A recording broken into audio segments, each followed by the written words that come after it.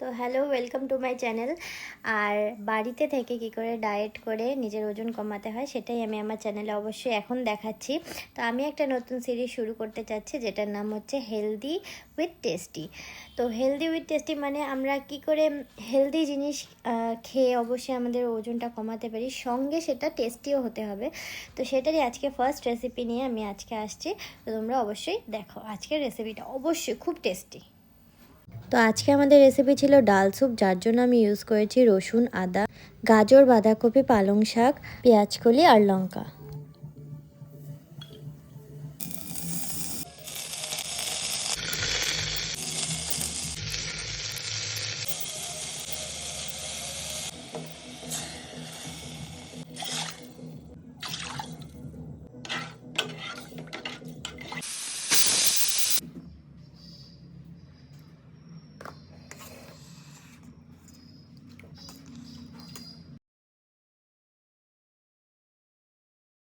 এটা এতটাই টেস্টি ছিল যে আমার ফেস দেখে তোমরা বলতেই পারবে।